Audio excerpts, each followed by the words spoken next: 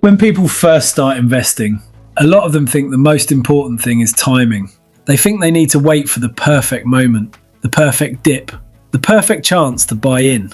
But that idea causes a lot of problems because most people do not get the timing right. They wait, they second guess themselves, they get nervous, and they end up doing nothing. In this video, we're going to look at why time in the market usually beats timing the market, and why trying to wait for the perfect moment can actually hold people back. And that is why this idea matters so much. Time in the market usually beats timing the market. In simple terms, giving your money longer to grow often matters more than trying to guess the perfect day to invest.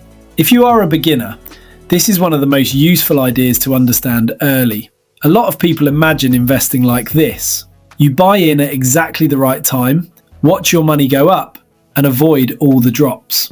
That sounds great, but real investing is not that neat. Nobody rings a bell when the market has hit the bottom. Nobody sends you a message saying, now is the perfect moment. And even the people who spend all day looking at markets do not get it right all the time. That is what makes timing the market so difficult. It is not just about being clever. It is about trying to predict something that is constantly moving. Prices go up and down for all sorts of reasons. Inflation, interest rates, world events, company news, confidence, fear, and most ordinary investors are not going to predict all of that perfectly. Let's say someone has money ready to invest, but they decide to wait. They tell themselves the market might fall soon, so it would be better to hold off. At first, that sounds sensible, but then the market keeps rising. Now they feel annoyed. They feel like they have missed it, so they still do nothing. Then maybe the market finally drops, but now they feel scared. They think, what if it falls even more? So again, they still do nothing. That is the trap. When prices are going up, people feel like they are too late. When prices are going down, people feel like it is too risky. So they never feel fully comfortable. And because they never feel fully comfortable, they never get started. That is one of the biggest problems with trying to time the market.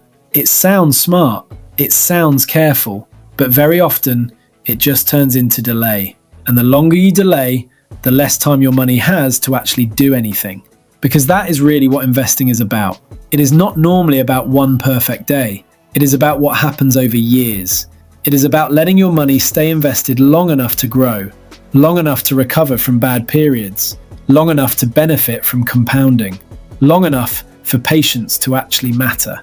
That is what people mean when they say time in the market beats timing the market. They mean that staying invested over a long period often matters more than trying to jump in and out at exactly the right moments. Investing is usually not about finding the perfect day. It is about giving your money more time to grow, more time to recover, and more time for compounding to do its job. Think of it like this. Imagine two people. One person starts investing now, not because the timing is perfect, not because they know exactly what the market will do next, but because they understand they want to be invested for the long term. The second person waits. They want a better entry point. They want more certainty. They want things to feel safer. Now maybe the second person does manage to invest at a lower price later on. That can happen, but they have still lost something important: time. And time is one of the most powerful parts of investing, because while that first person was already invested, their money had already started working. Even if the market moved around, they were in. They had started. They had given themselves a chance. The second person may have got a slightly better price, but if they spent months or years waiting for it, that better price may not have helped as much as they expected. This is why starting reasonably often matters more than starting perfectly. You do not need to get it exactly right. You usually just need to begin in a sensible way and then stick with it. Another reason this matters is because of consistency. A lot of people do better when they stop trying to guess the best moment and instead follow a plan. That might mean investing monthly.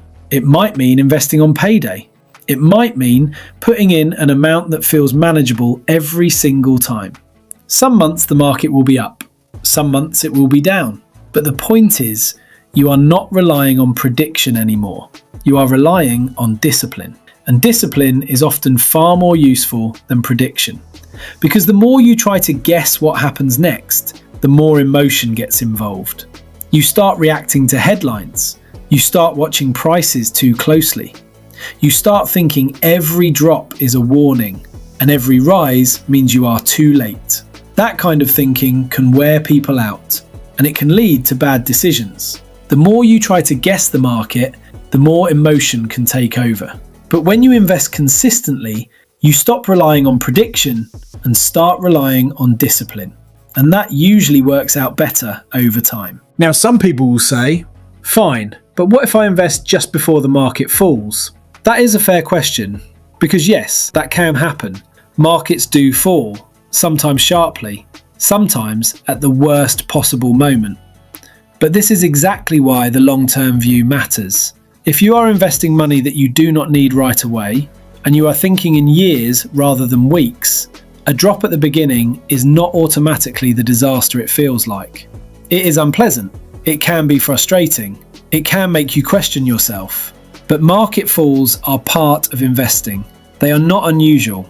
They are not some weird mistake. They are part of the journey. And very often, the bigger problem is not the fall itself, it is how people react to it. They panic, they sell, they freeze, they tell themselves investing was a bad idea, and then they lock in losses or stop completely, instead of giving things time to recover. That is why this phrase matters so much. It helps remind people that investing is not about controlling every movement. It is about accepting that markets move around, and understanding that time can smooth out a lot of that noise. The truth is, a lot of investing mistakes come down to emotion. People feel excited when prices have been going up for ages, so they pile in late. Then prices fall, and they feel scared, so they sell at the wrong time. Excitement can lead people in, fear can push people out, and neither of those feelings is a great long-term strategy. That is why simple investing habits matter. Not because they are exciting, not because they make you feel clever, but because they help you stay calm. They help you stay consistent. They help you avoid making every decision based on whatever the market did that week. One of the biggest mistakes in investing is letting emotion lead. Excitement makes people chase prices up. Fear makes people run when prices fall. That is why a calm, long-term plan matters so much. Now, to be clear, this does not mean you should just throw money into anything. It does not mean timing never matters at all. And it definitely does not mean every investment is automatically a good one if you just wait long enough. You still need to understand what you are investing in. You still need to think about risk. You still need to make sure this is money you can afford to leave invested. And you still need realistic expectations. This is not about being careless. It is about not letting the search for perfect timing stop you from making sensible, long-term decisions. Because that is what happens to a lot of beginners. They think they need to get everything right before they begin. They think they need certainty. They think they need one perfect opportunity. And while they are waiting for all of that, time passes. Months pass. Years pass. And often, the biggest mistake was not that they made a terrible investment, it was that they spent too long standing on the sidelines. So the big takeaway is this. You do not need perfect timing to be a successful investor. You do not need to know exactly when the market will rise. You do not need to know exactly when it will fall. And you do not need to behave like some kind of expert trader. What you usually need is something much simpler. You need a sensible plan. You need patience. You need consistency. And you need time.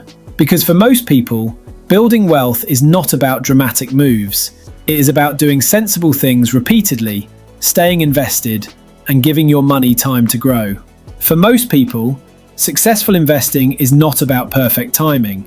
It is about starting, staying consistent, and giving your money time. That is why time in the market often beats timing the market.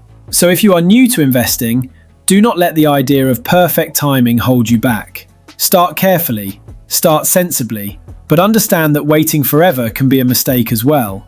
Because when it comes to long-term investing, time in the market usually beats timing the market.